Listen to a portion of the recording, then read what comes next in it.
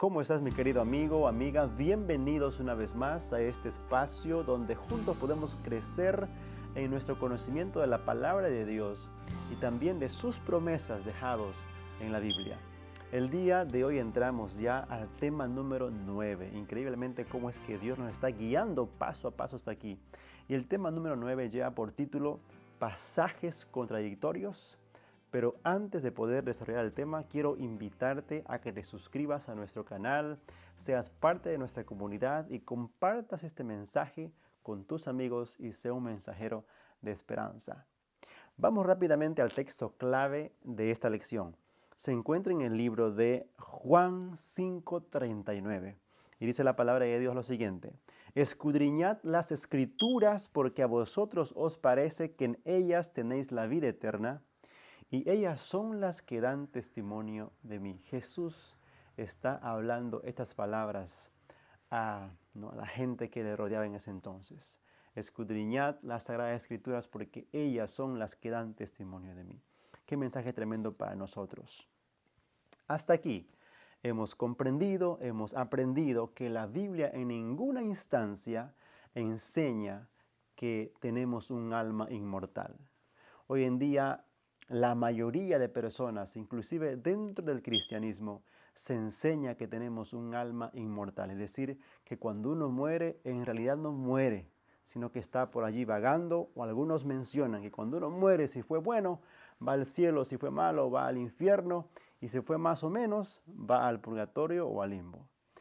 Hasta aquí hemos comprobado con la Biblia, con la palabra de Dios, que esa enseñanza no es más que tradición griega o filosofía griega y que no se encuentra en la palabra de Dios, sino que a través de la historia se ha infiltrado en el cristianismo y pues hoy tenemos una interpretación errada de la naturaleza del ser humano. Como seres humanos, cuando morimos, vamos al descanso, vamos al polvo, pues de ahí fuimos tomados, y cuando Cristo venga, si hemos muerto creyendo en Él, vamos a volver a resucitar para recibir la inmortalidad.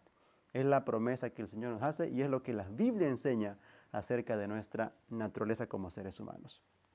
Pero vamos a ver ciertos pasajes, 5 pasajes que enseñan aparentemente, si tú lees rápidamente los pasajes que vamos a estudiar el día de hoy, parecen, escucha bien la palabra, parecen que enseñarían de un alma inmortal. Pero vamos a analizar el contexto y qué es lo que en realidad quiere enseñar este versículo. Con eso en mente, vamos a ir al desarrollo o al repaso de nuestra lección. El punto número 1.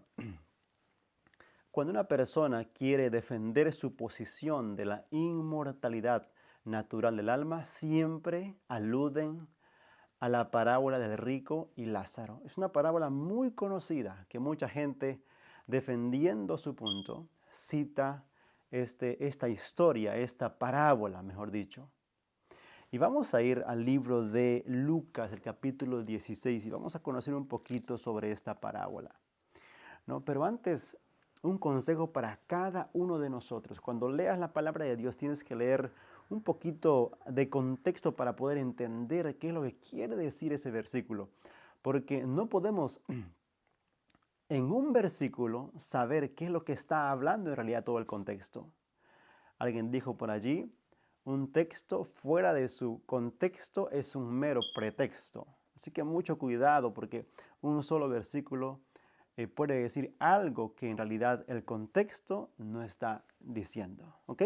Es un consejo para cada uno de nosotros. Vamos a ir al libro de Lucas capítulo 16 y vamos a leer primero los versículos 13 y 14 para ubicarnos en el contexto. Y es Jesús que está hablando aquí, ¿no? Y antes de poder él hablar sobre la parábola del rico y Lázaro, habla sobre la parábola del mayordomo infiel. Ya que al terminar esta parábola, el versículo 13 del capítulo 16 dice lo siguiente: Ningún siervo puede servir a dos señores, porque o aborrecerá al uno y amará al otro, y os estimará al uno y menospreciará al otro. No podéis servir a Dios y a las riquezas. Este versículo ya nos ubica en el contexto de lo que Jesús estaba enseñando. Versículo 14. Vamos a ver quiénes eran el público a la cual Jesús estaba hablando. Y oían también todas estas cosas los fariseos, que eran gente que amaba el dinero, que amaban la avaricia y se burlaban de él. Entonces, Jesús, el público a la cual él está hablando, eran los fariseos que amaban las riquezas, que amaban el dinero. Es por eso que Jesús dice, no pueden ustedes amar a Dios y amar a las riquezas. En el tiempo de Jesús, los fariseos pensaban que si tú tenías dinero, tenías riquezas, eras favorecido por Dios.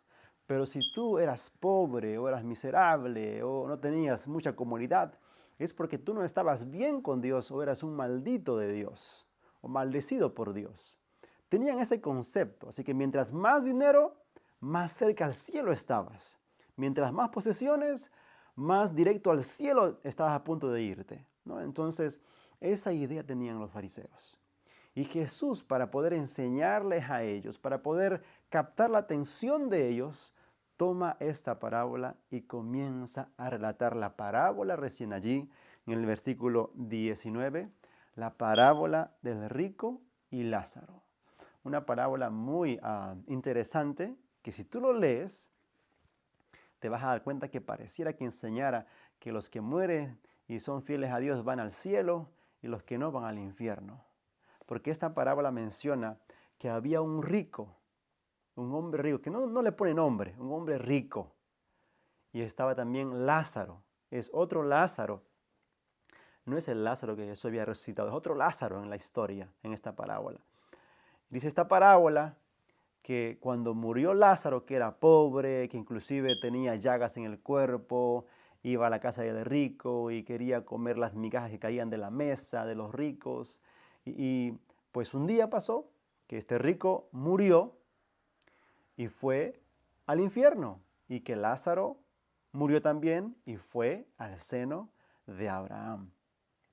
Y cuando estaban cada uno allá en ese lugar, dice que el rico le dijo a Abraham que enviara a Lázaro para que toque la punta de su lengua, ¿no?, con un poco de agua, y que le enviara a Lázaro a predicar a sus hermanos que aún estaban con vida, ¿no? Cuando tú lees esta parábola, que muchos lo usan para defender supuestamente que esta parábola está enseñando sobre un alma inmortal y cuando uno muere va al cielo o al infierno y todo eso, en realidad lo que esta parábola está enseñando no es una discusión sobre la naturaleza del ser humano. Jesús trae esta historia a mano para poder enseñar a los fariseos que las riquezas no te ubican adelante en el reino de los cielos. Que las riquezas no son una garantía de que tú vas a estar primero o estar cerquita a un paso del reino de los cielos. Eso quería enseñar Jesús, porque si tomamos esta parábola de forma literal, nos metemos en problemas. Porque en esta parábola aparece y se dice que el cielo y el infierno están cerquitas.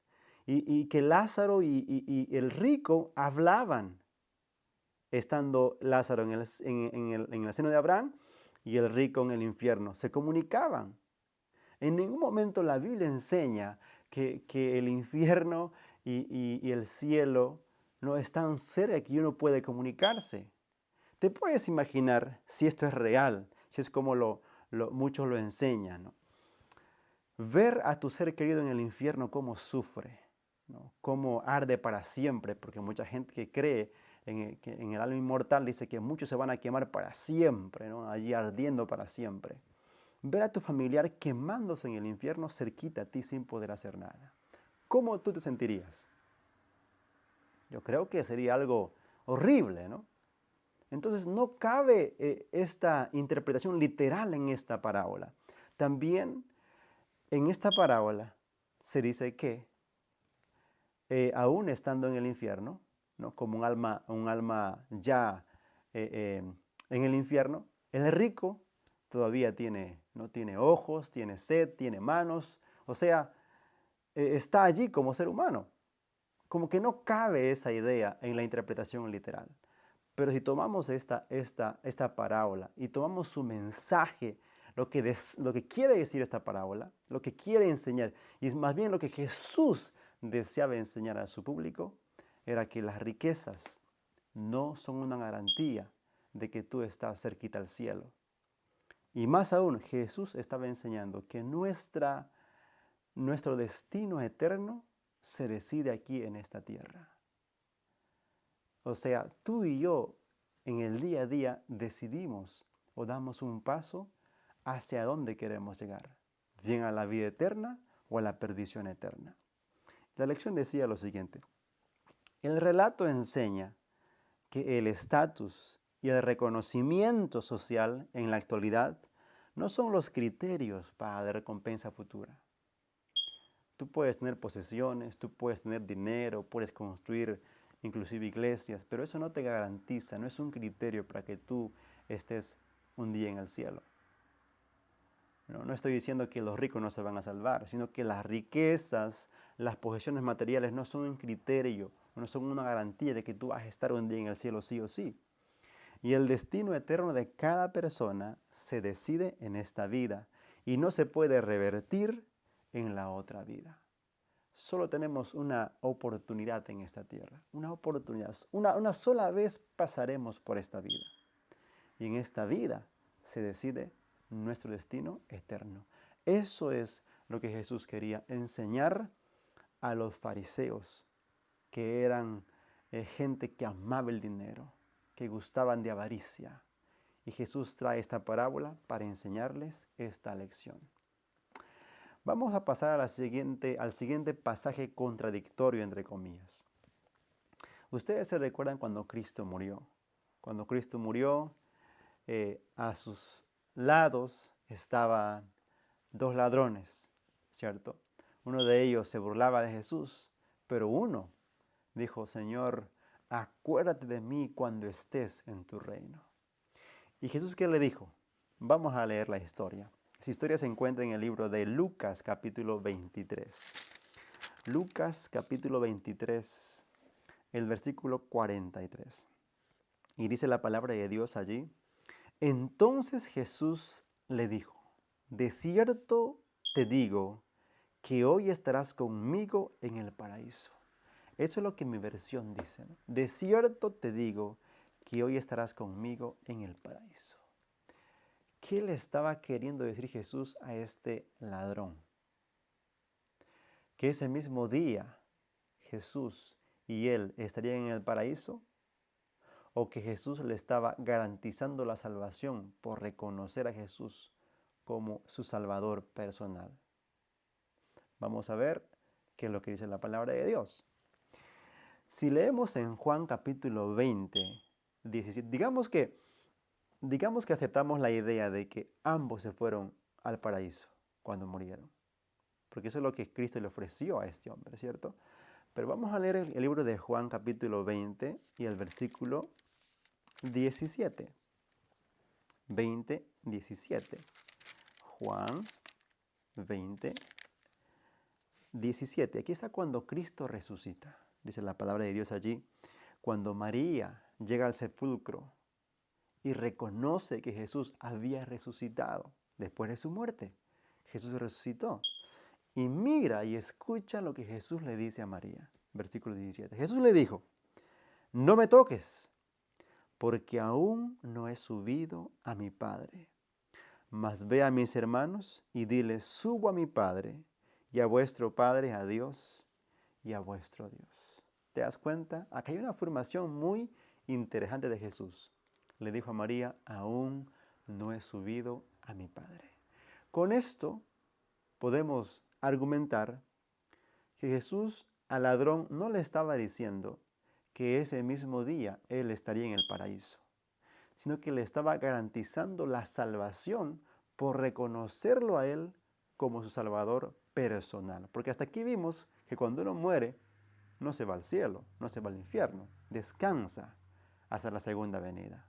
Si moriste en Cristo, te espera la resurrección y la vida eterna. Si no, la condenación eterna, ¿no? Así de sencillo. Entonces, mis queridos hermanos, aparte del argumento de las puntuaciones, de las comas, porque también podemos decir que, recordemos que en el pasado la Biblia se escribió, en especial el Nuevo Testamento, se escribió en griego y todo en mayúscula y no había puntuaciones. Ya más adelante, ¿no?, los eruditos, los estudiosos agregaron capítulos, versículos y puntuaciones. Si tú este versículo que leímos del libro de Lucas 23, el versículo 43, nada más pones una coma o mueves una coma, pasa algo muy interesante. Si vamos al capítulo 23, versículo 43, ¿no? Dice, entonces Jesús le dijo, vamos a poner ahí, de cierto te digo que hoy estarás conmigo en el paraíso. Aparentemente, si no ponemos ninguna coma, el versículo da a entender que ese mismo día fueron al paraíso. Pero si ponemos una coma allí, o movemos la coma, diría lo siguiente, de cierto te digo hoy, coma, estarás conmigo en el paraíso. Cambia la cosa. Si yo muevo la coma de hoy, antes diría que ese mismo instante ellos fueron al paraíso. Pero si yo pongo la coma después de hoy, daría a entender que Jesús estaba asegurando a este ladrón la salvación. Una coma puede hacer la diferencia. Recuerda eso, ¿no? Los signos de puntuación.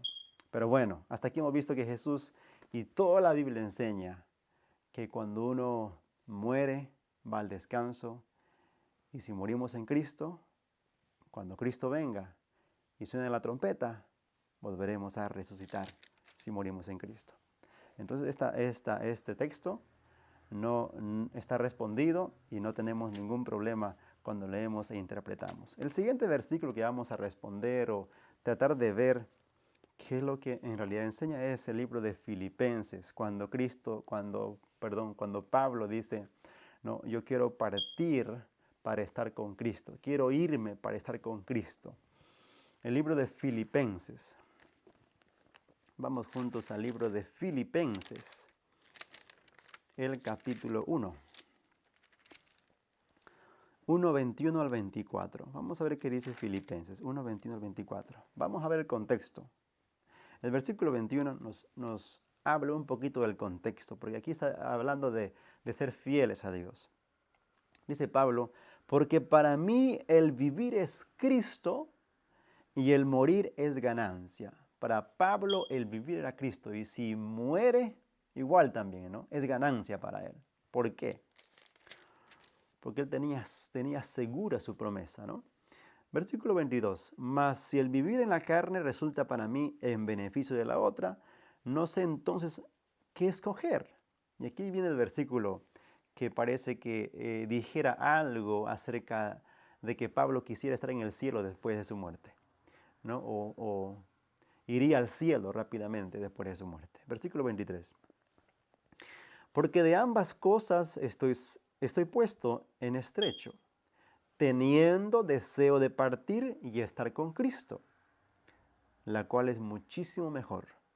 Pero quedar en la carne es más necesario por causa de vosotros. Pablo era un predicador, era un pastor como nadie, era un pastor que amaba a su grey, que amaba a su iglesia, ¿no? Y trabajaba por la obra de Cristo, amaba a Cristo. Plantaba por aquí iglesias, viajaba, se esforzaba, era perseguido. No le importaba el clima, el tiempo, hacía frío, calor. Él seguía predicando la palabra de Dios porque era un hombre apasionado por la palabra de Dios, apasionado por Cristo. Pero como todo hombre también y como todo ser humano, él deseaba, ¿no?, dejar este mundo de dolor y de angustia. Y no hay nada mejor que estar al lado de Cristo. Y este texto para mí de manera personal es claro, ¿no? Porque tenemos hasta aquí todo el contexto de la palabra de Dios, de la Biblia, acerca de la muerte, de nuestra naturaleza como seres humanos, qué pasa cuando morimos. Y Pablo no se puede contradecir, ¿no? Aquí Pablo dice, teniendo deseo de partir y estar con Cristo. Porque él sabía, hermanos queridos, que cuando uno muere, va al descanso, Y cuando uno descansa, no se da cuenta del tiempo que pasa. Cuando morimos, y si aún Cristo no viene, cuando resucitemos, lo primero que veremos va a ser ¿a quién? A Cristo viniendo en las nubes de los cielos. Y eso justamente Pablo está diciendo en este texto, porque Pablo no creía en ningún momento en el alma inmortal, ¿no? En el alma, en la inmortalidad natural del alma, ¿no? Entonces, Pablo creía en la resurrección, creía en la vida eterna. Y lo vamos a comprobar esto con el libro de Primera de Tesalonicenses, el capítulo 4 y el versículo 17. Vamos a leer 16 y 17 para ubicarnos en un poquito el contexto. Porque el Señor mismo, Pablo está hablando aquí acerca de la venida del Señor, porque el Señor mismo con voz de mando, con voz de arcángel y con trompeta de Dios, descenderá del cielo y los muertos en Cristo resucitarán primero, dice Pablo. Luego nosotros, los que vivimos, los que hayamos quedado, seremos arrebatados juntamente con ellos en las nubes para recibir al Señor Jesús en el aire y así estaremos siempre con el Señor. La pregunta es, ¿cuándo estaremos siempre con el Señor? Cuando Él venga por segunda vez. Y Pablo en Filipenses quería partir para estar con Cristo. Pablo mismo escribe aquí que estaremos con Cristo cuando Él venga por segunda vez en las nubes de los cielos. Entonces Pablo está diciendo que después de partir, es decir, de morir, lo próximo que Pablo sabrá es que Cristo viene en las nubes de los cielos para resucitar a los muertos y así estar siempre con el Señor, como dice este libro. A eso se refería el gran apóstol Pablo. Y vamos a la siguiente parte de esta lección, que también es un texto un poquito complicado para explicar, pero vamos a ver qué es lo que dice la palabra de Dios. En 1 de Pedro, capítulo 3, 17 al 20, predicar a los espíritus encarcelados. ¿Qué quiere decir eso? Vamos a ir a 1 de Pedro, vamos a ver qué dice este texto, porque mucha gente lo usa para decir, ya ves, aquí dice que cuando uno muere se va al cielo y también Cristo fue al infierno a predicar. Cuando Él murió, Él no estuvo en la tumba, su alma fue al infierno y predicó. Y tanta cosa que se inventa, tanta gente que predica hoy en día por los medios de comunicación.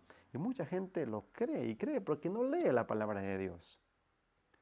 A veces la gente nos pregunta cosas que otra gente enseña, ¿no? Pero vamos a ver qué es lo que dice la palabra de Dios. Primera de Pedro 3, 17 al 20. También el contexto, ¿no? El contexto. ¿Y sabes qué me he dado cuenta aquí? Cuando el escritor habla de estar con el Señor, de estar ya pronto con el Señor, siempre se refiere a la fidelidad. Siempre el contexto habla de fidelidad a Cristo, ¿no? De estar con Cristo. Versículo 17 dice, porque mejor es que parezcáis haciendo el bien si la voluntad de Dios así lo quiere, que haciendo el mal. Porque también Cristo padeció una sola vez por los pecados, el justo por los injustos, para llevarnos a Dios, siendo a la verdad muerto en la carne, pero vivificado en espíritu.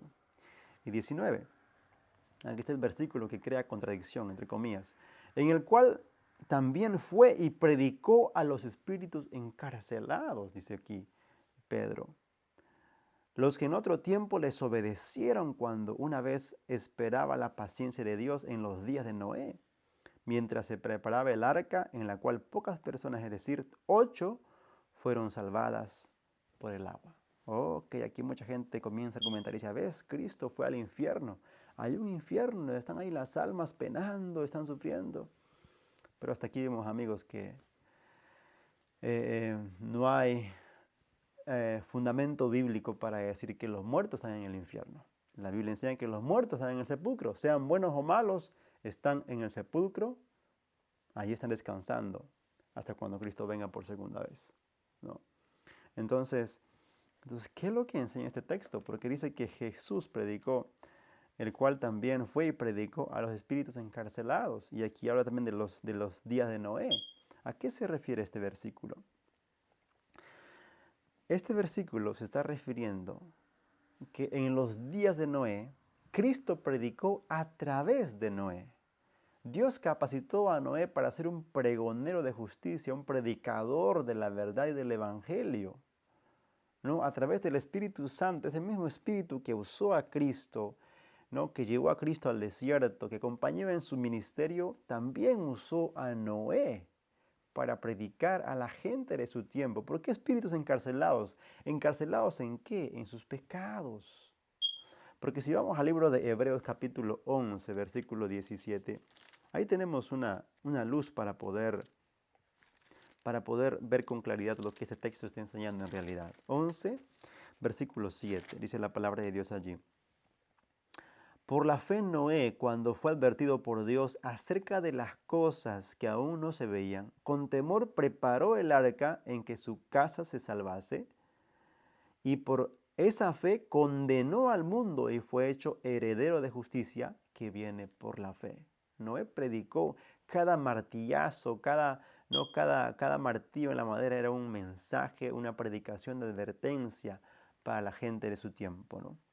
Es decir, la predicación de Cristo a los antediluvianos impenitentes se realizó mediante ¿quién? Mediante Noé, a quien Dios instruyó divinamente y se convirtió en un pregonero de justicia para sus contemporáneos. Y eso lo afirma justamente 2 de Pedro 2.5. Vamos a leerlo y con esto vamos a terminar este argumento. 2 de Pedro 2.5 dice lo siguiente. 2, 4 y 5. Porque si Dios no perdonó a los ángeles que pecaron, sino que arrojándolos al infierno los entregó a prisiones de oscuridad para ser reservados al juicio. Y si no perdonó, aquí está el texto clave, y si no perdonó al mundo antiguo, sino que guardó a Noé, pregonero de justicia, con otras 7 personas, trayendo el diluvio sobre el mundo de los impíos. ¿Te das cuenta? Noé fue usado por Dios con poder del Espíritu Santo para anunciar el Evangelio a la gente de su tiempo. Este texto no enseña en ningún momento que Jesús fue al infierno, que pasó el infierno, predicó en el infierno, y si predicó, nadie lo creyó, nadie le creyó. ¿No? Es un texto es una interpretación muy contradictoria que no se ajusta a lo que la Biblia enseña acerca de la naturaleza del hombre. Pasamos al tema al último tópico de esta lección. Las almas bajo el altar. Otro texto que la gente usa para decir, ya ves, aquí enseña que las almas están en el cielo. Cuando uno muere va al cielo en realidad, ¿no? Aquí está ese texto. Y cita en el libro de Apocalipsis. Vamos a ver juntos qué dice el texto. El libro de Apocalipsis capítulo 6. El capítulo 6, los versículos 9 al 11. Escucha bien y vamos a ver qué es lo que enseña este texto de Apocalipsis. Primero, recordar que el libro de Apocalipsis está lleno de símbolos, lleno de figuras que necesitan una interpretación, pero de acuerdo a la palabra de Dios, ¿no? La sola escritura, la Biblia es su propio intérprete. Capítulo 6, versículo 9. Cuando abrió el quinto sello, Juan está viendo en visión, Juan el apóstol. Cuando abrió el quinto sello, vi bajo el altar las almas de los que habían sido muertos por causa de la palabra de Dios y por el testimonio que tenían. Y clamaban a gran voz diciendo, ¿hasta cuándo, Señor santo y verdadero, no juzgas y vengas nuestra sangre en los que moran en la tierra? Preguntan ellos. Y se les dieron vestiduras blancas y se les dijo que descansasen todavía un poco de tiempo hasta que se completara el número de sus consiervos y sus hermanos que también habían de ser muertos como ellos. Una vez más, aquí en este versículo se habla sobre la fidelidad de los mártires que murieron por causa de la palabra de Dios. Y la sangre de ellos, Juan ve en visión, la sangre de ellos clama por justicia, clama por venganza. Yo te pregunto, mi querido amigo, si usamos ese texto para decir que ellos están en el cielo y están reclamando venganza del cielo, no están felices allá, ¿tú crees que el cielo es un lugar de ese tipo de cosas? Por supuesto que no, porque la misma Biblia y el mismo libro de Apocalipsis dice que el Señor ve enjugar toda lágrima de nuestros ojos, no habrá muerte, no habrá más llanto, ni clamor, ni dolor. Entonces, si ellos están en el cielo, ¿por qué están clamando por venganza? Entonces no se puede afirmar que estas almas están en el cielo y están clamando, sino que lo que quiere decir aquí es un símbolo de cómo las personas que murieron por ser fieles a Dios necesitan, ¿no?, ser justicia, y Dios hará justicia a su tiempo. Eso es lo que esta palabra dice en la Biblia, ¿no? Porque dice aquí: ¿hasta cuándo, Señor Santo y verdadero, no juzgas y vengas nuestra sangre de los que moran en la tierra? Y mucha gente toma ese texto para decir, aquí está justamente que la gente que es fiel a Dios va al cielo cuando muere. No, mi querido amigo, el libro de Apocalipsis es un libro de símbolos. Se requiere interpretarse de una forma adecuada para poder sacar una interpretación conforme a lo que la Biblia, toda la Biblia, ¿no?, enseña. Toda la escena en ese libro de Juan, en el libro de Apocalipsis, ¿no?, toda la escena fue una representación gráfica y simbólica, ¿no? Entonces, el hecho de que Juan viera las almas de los mártires bajo el altar no tiene nada que ver con el estado de los muertos, ni con su situación en el estado intermedio, como muchos creen.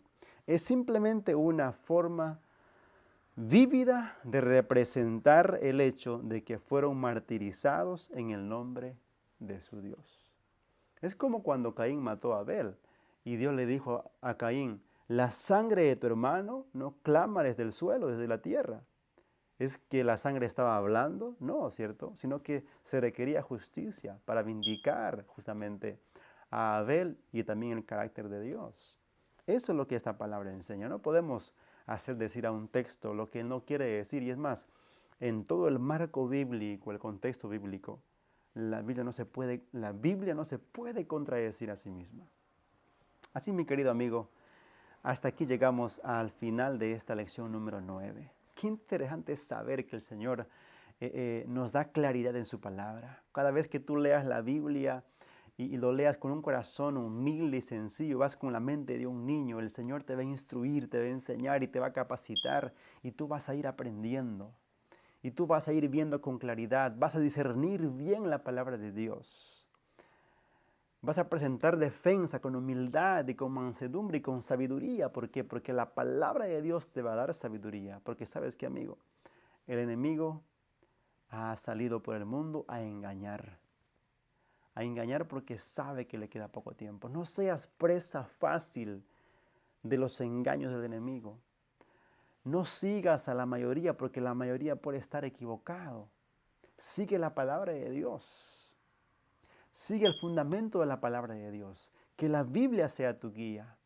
Pide al Espíritu Santo que te guíe a comprender la palabra, porque la promesa es que el Espíritu vendría y el Espíritu Santo nos guiaría a toda la verdad. Mi querido amigo, ¿por qué no empezar un estudio serio de la palabra de Dios? ¿Por qué no empezar una comunión seria con el Señor? Y sabes, cuando tú tomas en serio a Dios, Dios también te tomará en serio a ti. Porque sí, hoy en día los errores que el enemigo ha vendido al mundo, Babilonia ha hecho beber el vino de su fornicación por todo el mundo. Hay creencias, tradiciones, filosofías, pero solamente la palabra de Dios es la guía segura en medio de este mundo de confusión. Es el GPS para tu vida, para llegar a puerto seguro. Que Dios te bendiga. Haremos una oración. Querido Padre, eterno Dios, te damos gracias por tu palabra. Señor, guíanos en este mundo de confusión a encontrar el camino correcto. Que tu palabra sea nuestra brújula para poder ir por sendero seguro. Señor, acompáñanos, danos tu luz y que el Espíritu Santo nos guíe y nos guíe a la verdad, porque te lo pedimos en el nombre de Cristo Jesús. Amén. Mi querido amigo, que Dios te bendiga. Nos encontramos en la lección número 10. Te mando un fuerte abrazo.